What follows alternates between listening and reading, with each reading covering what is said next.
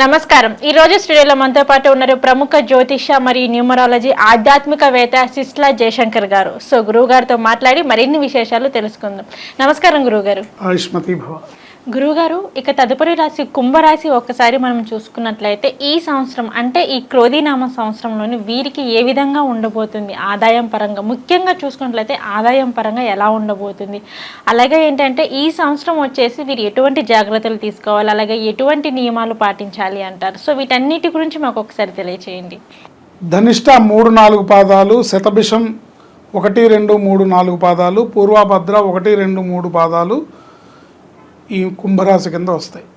అట్లాగే జి అనే అక్షరంతో పేరు మొదలయ్యేవాళ్ళు, ఎస్ అనే అక్షరంతో పేరు మొదలయ్యేవాళ్ళు, డి అనే అక్షరంతో పేరు మొదలయ్యేవాళ్ళు మన నామనక్షత్రం కింద, ఒకవేళ వాళ్ళకి బర్త్ డీటెయిల్స్ లేకపోతే, date of birth, time of birth లేకపోతే ఈ విధంగా ఈ అక్షరంతో పేరు మొదలయ్యేవాళ్ళు ఈ రాశి కింద వాళ్ళు చూసుకోవచ్చు.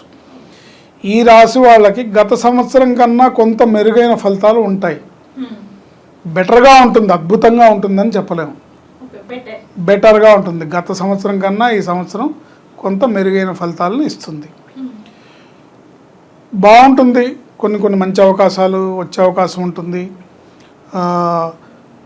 ఉద్యోగస్తులకి, విద్యార్థులకి పై చదువులకు వెళ్ళడానికి అవకాశం వస్తుంది. విదేశాలకు వెళ్ళే అవకాశం వస్తుంది. ఉద్యోగస్తులకి విదేశీ అవకాశాలు వస్తాయి. సంథింగ్ కొంత బెటర్గా కనబడుతున్నట్టు ఉంటుంది. మంచి అవకాశాలు ఉంటాయి. మంచి ఆపర్చునిటీస్ వస్తూ ఉంటాయి. సమ్ టైమ్స్ వేరియస్ రీజన్స్ వల్ల, వ్యక్తిగత జాతకం వల్ల అవి మిస్ అవుతున్నట్టు కూడా కనబడతాయి. వీళ్ళు ఎక్కువగా ఈ సంవత్సరం తీసుకోవాల్సిన జాగ్రత్తలు ఏంటంటే, ఓవర్ కాన్ఫిడెన్స్కి పోయి అప్పులు ఎక్కువగా చేయకూడదు. అప్పులు ఎక్కువగా చేయడం వల్ల ఇబ్బందులు పడే అవకాశం సూచించబడుతోంది. ఈ సంవత్సరం వీళ్ళు అప్పు చేస్తే అప్పు తీరదు. సో ఆలోచించి చేయాలి. ఏదైనా సరే ఈ రోజుల్లో క్రెడిట్ కార్డ్స్ చాలా ఈజీగా ఇస్తారు, లోన్స్ చాలా ఈజీగా ఇస్తారు, హోమ్ లోన్స్ ఇస్తారు, పర్సనల్ లోన్స్ ఇస్తారు, వెహికల్ లోన్స్ ఇస్తారు. మీరు ఆల్రెడీ వాడుతున్న వెహికల్ మీద ఎగ్జిస్టింగ్ లోన్ మీద 200% అని రోజు ఫోన్ చేసి ఏంటి మీకు అప్పుల్ని మీ ఇంట్లో మీ నెత్తి మీద పడేసే వ్యాపారం జరుగుతూ ఉంటుంది. కానీ అప్రమత్తంగా ఉండి ఇది మనకు అవసరమా కాదా, ఇది నిజంగా మనకి ఇది ఉపయోగపడుతుందా లేదా అని 1-2 సార్లు ఆలోచించి అడుగు ముందుకేయాలి. ఎందుకంటే మబ్బుల్లో నీళ్లు చూసి మొంత ఒలకపోసుకోకూడదని సామెత ఉంది. సో ఇప్పుడు ఏదో వచ్చేస్తుంది. ఇప్పుడు నేను నెక్స్ట్ ఇయర్ నాకు ఇంత వస్తుంది, నెక్స్ట్ ఇయర్ నా ప్యాకేజీ ఈ హైక్ రాబోతోంది కాబట్టి ఈ హోమ్ లోన్ తీసుకుందాం, నేను నడిపిస్తున్న వెహికల్ పాతదైపోయింది, మంచి మోడల్ వచ్చింది మార్కెట్లోకి, ఏముంది ఈ లోన్ క్లియర్ అయిపోయింది కదా, ఆ లోన్ తీసుకుందాం, దాని మీద తీసుకుందాం, ఈఎంఐయే కదా కట్టేద్దాం ఏముంది అని తీసుకొని కట్టలేక ఇబ్బంది పడే పరిస్థితులు వస్తాయి. అలాగే ఇళ్ళు, భూములు, అపార్ట్మెంట్లకి హోమ్ లోన్స్ ఈజీగా ఇచ్చేస్తారు.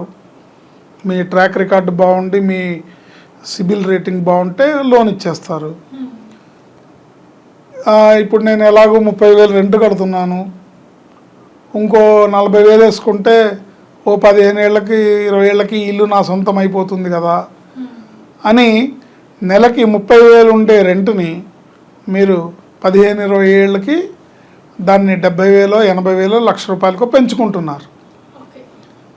దీనివల్ల ఇబ్బందులు పడే అవకాశం ఉంటుంది. ఆలోచించాలి. అది ఎంత సొంత ఇల్లు అయినా సరే 30,000 కట్టే ప్లేస్లో 70,000, ₹1,00,000 కడుతున్నాం. ఎన్నాళ్ళు కడతాము? 15-20 ఏళ్ళు. అంటే కెరియర్లో పీక్ కష్టపడేదంతా 20 ఏళ్ళు కడుతూ ఉండాల్సిందే. ఈ 20 ఏళ్లలో ఏదన్నా మన ఆర్థిక మాంద్యమో లేకపోతే ఇతరత్ర సిచ్యువేషన్ స్లంప్ ఏదో వచ్చిందనుకోండి, బాగా ఇబ్బంది పడే అవకాశం ఉంటుంది. కట్టిందంతా పోయి వాళ్ళ ఆస్తిని స్వాధీనపరుచుకునే అవకాశం ఉంటుంది. అందుకని అప్పులు చేసేటప్పుడు చాలా జాగ్రత్తగా చేయాలి. అప్పు చేయకుండా ఉంటే చాలా మంచిది. మీకు ఉన్న దాంట్లో అప్పు చేయకుండా జీవితాన్ని ఈ సంవత్సరం గడిపితే చాలా మెరుగైన ఫలితాలు ఉంటాయి. ఎందుకంటే ఉన్న గ్రహస్థితి అప్పులు చేయడం వల్ల కష్టాలని తిప్పల్ని కొని తెచ్చుకునే అవకాశాలు కనబడుతున్నాయి. కాబట్టి చాలా జాగ్రత్తగా, ఇప్పుడు ఎవరో ఒక సైట్ చూపించారు, ఆ సైట్ ఇన్స్టాల్మెంట్ల మీద కట్టుకోవచ్చు అన్నారు. సో ఇది ఆస్తే కదా, నేను ప్రాపర్టీ కొంటున్నాను, నేనేమన్నా ఖర్చు పెడుతున్నానా? ప్రాపర్టీ కొంటున్నా కాబట్టి అప్పు చేయొచ్చు, లోన్ తీసుకోవచ్చు అని తీసుకొని ఇబ్బంది పడి ఆ లోన్ కట్టలేక దానికి మీరు కట్టిన మార్జిన్ మనీని ప్లస్ ఇప్పటిదాకా ఒక 2-3 ఏళ్ళు డబ్బులు కడితే ఆ డబ్బుని మొత్తాన్ని పోగొట్టుకొని మళ్ళీ వాళ్ళు హ్యాండ్ ఓవర్ చేసుకునే పరిస్థితి ఈ సంవత్సరంలో అప్పు చేస్తే వస్తుంది. కనుక ఏదైనా లోన్ తీసుకునేటప్పుడు, ఏదైనా ఫైనాన్షియల్ మ్యాటర్స్లో ఒక నిర్ణయం తీసుకునేటప్పుడు ఆచితూచి అడుగు వేయాలి. ఇబ్బందికరమైన పరిస్థితుల్ని, ఇబ్బందికరమైన సిచ్యుయేషన్స్ని కొని తెచ్చుకోకూడదు. వాంటెడ్గా మనమే రాంగ్ స్టెప్ వేసి కొని తెచ్చుకుంటాం అన్నమాట. సో అలా రాంగ్ స్టెప్ వేయకుండా ఆలోచించి 1-2 సార్లు చేసుకోవాలి. శనివారం నాడు నవగ్రహాల ప్రదక్షిణ, శని భగవానుడికి తైలాభిషేకము, ఆంజనేయ స్వామికి వడమాల, ఇలాంటివన్నీ కూడా వీళ్ళని ఇలాంటి ట్రాప్స్లో పడకుండా కాపాడతాయి. ఓకే, ఎందుకంటే ఇప్పుడు నామనక్షత్రంగా చూసుకుంటే GSD అనే 3 అక్షరాలు ఉన్నాయి. జి అంటే గాయత్రి అని ఉందనుకోండి, డి అంటే ఎస్ అంటే సురేష్ అనే పేరు ఉందనుకోండి, డి అంటే దుర్గారావు అనే పేరు ఉందనుకోండి, లేకపోతే దుర్గాదేవి అను, లేకపోతే దుర్గాను, ఇవన్నీ పేర్లు కూడా రాంగ్ నెంబర్స్ వల్ల ఇక్కడ గోచారరీత్యా మనకి అప్పుల వల్ల కష్టాలను కొని తెచ్చుకునే పరిస్థితి కనబడుతుంది. సో ఏమవుతుంది, ఫైనాన్షియల్గా రాంగ్ స్టెప్ పడే అవకాశం ఉంటుంది. పేరులో ఉండే రాంగ్ నెంబరు, గోచారంలో ఉండే పరిస్థితులు, మరి మీ వ్యక్తిగత జాతకంలో ఉండే గ్రహచారం వల్ల ఏర్పడే పరిస్థితులు, ఇవన్నీ కూడా మనని ఒక అప్పుల ఊబిలోకి తోసేస్తాయి. జాగ్రత్తగా ఉండాలి. మన చేతుల్లోనే ఉంది. ఎవరు కాపాడతారు మనని? మనమే కాపాడుకోవాలి. విఘ్నతతో, సరైన ఆలోచన విధానంతో, పాజిటివ్ దృక్పథంతో. ఇప్పుడు నాకు ఈ కారు లేకపోతే ఏమైంది, నా కారు బాగానే ఉందిగా, ఇప్పుడు మార్చకపోతే ఏమైంది అనుకొని మీకు మీరు సర్ది పెట్టుకొని, ఇప్పుడు నేను ఉంటున్న ఇల్లు బాగానే ఉంది, ఇప్పుడు నేను అర్జెంటుగా ఫ్లాట్ తీసుకోవాల్సిన అవసరం ఏముంది, ఇంత హైక్లో ఉన్నప్పుడు గోల్డ్ కొనాల్సిన అవసరం ఏముంది, ఇంత భూమిలో ఉన్నప్పుడు ఈ ల్యాండ్స్ కొనాల్సిన అవసరం ఏముంది. ల్యాండ్స్ రేట్లు పెరుగుతాయి ఎప్పటికప్పుడు. ఓకే, మీ దగ్గర డబ్బు ఉంటే కొనుక్కోవచ్చు. మీ దగ్గర స్టాక్ డబ్బు ఉంటే, బ్యాంక్ బ్యాలెన్స్ ఉంటే కొనుక్కోవచ్చు, తప్పేం లేదు దాంట్లో. అప్పు చేసి కొనకండి. ఈఎంఐలు కడదాంలే అనుకుని అపోలోకి పోయి కొనకండి. ఇబ్బందుల్ని కొని తెచ్చుకోకండి.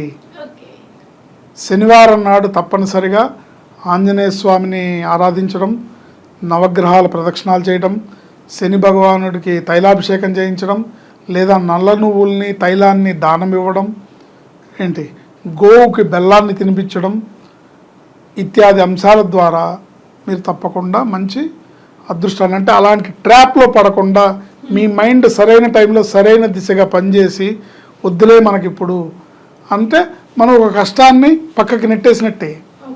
సరిగ్గా ఆలోచించి ఇప్పుడు మనకెందుకులే, ఇప్పుడు వెళ్ళకుండా ఫ్యాంటసీకి పోకుండా ఉంటే మనం ఒక కష్టాన్ని దూరం పెట్టినట్టే, ఒక కష్టాన్ని కొని తెచ్చుకోకుండా తరిమేసినట్టే.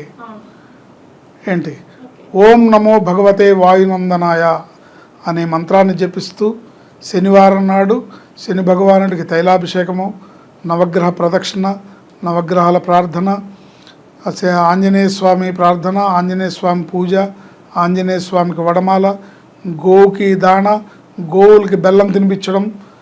తర్వాత వీళ్ళకి శుక్ర శని ఆదివారాలు వీళ్ళకి కలిసి వస్తుంది. ఏ ముఖ్యమైన పనులు చేసేటప్పుడైనా శుక్ర శని ఆదివారాలు చేసుకుంటే బాగుంటుంది.